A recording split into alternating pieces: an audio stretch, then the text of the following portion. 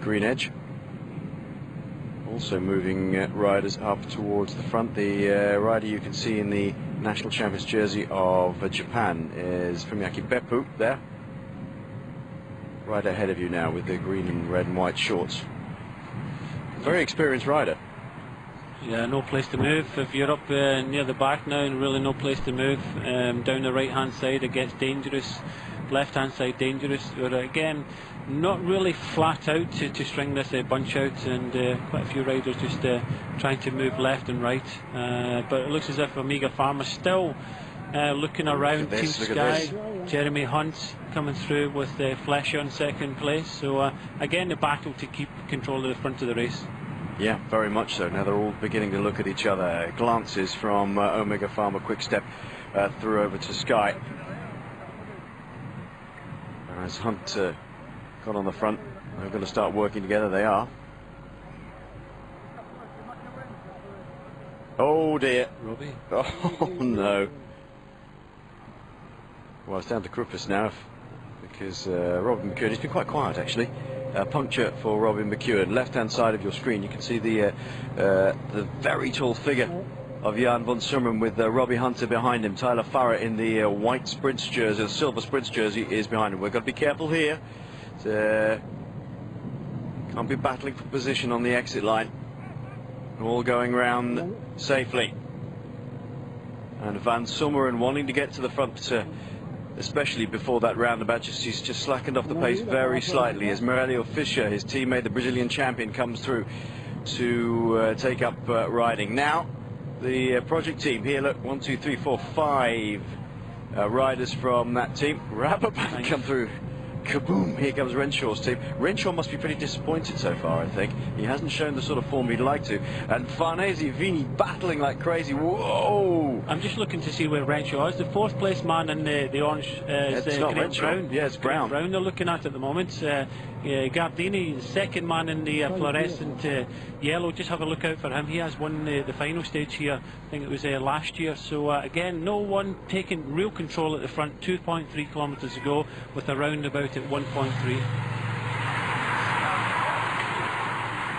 Under 3 kilometres to go then, and he crashes now. Of course, they will receive the same time as the bunch that they're in, which is this one.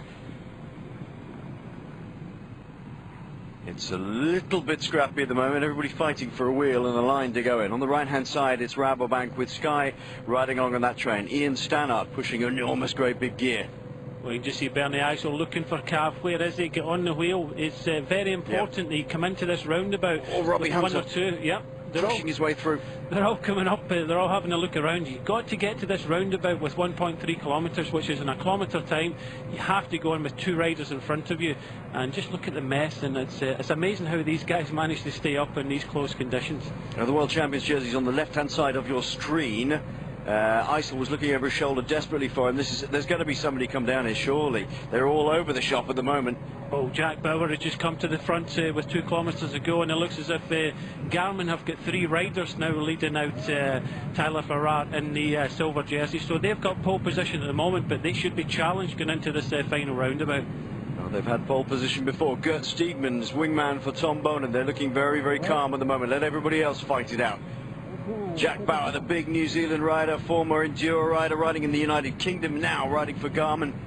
Barracuda, this is what he's really, really good at. And he's leading them quickly into this roundabout now. One rider peels off, gets well out of the way on the right-hand side. Bauer leads them through, all safely round so far.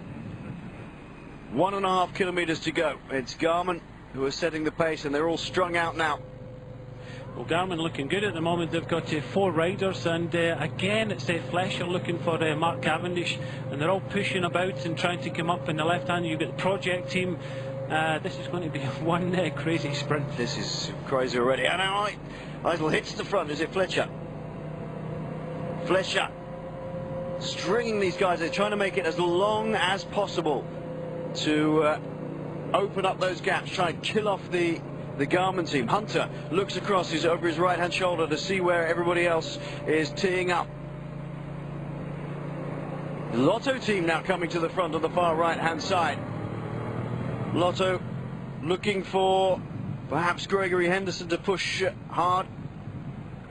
This is a real difficult finish, and now everybody's all over the road. Mark Cavendish is 1, 2, 3, 4, 5, 6, 7 back behind Denis, Galimzyanov and Troopers of the GreenEdge team. He's moved up to 5th spot at the moment. Galimzyanov is on his left-hand shoulder. Now Cavendish goes for the gap. Boonen's got a long way to come. Oh, Troopers comes across the front of him. I didn't think he was there. Cavendish takes it the hard way by going a long way out, but he makes sure he's safe by this time. Can anybody get on his wheel? Nobody.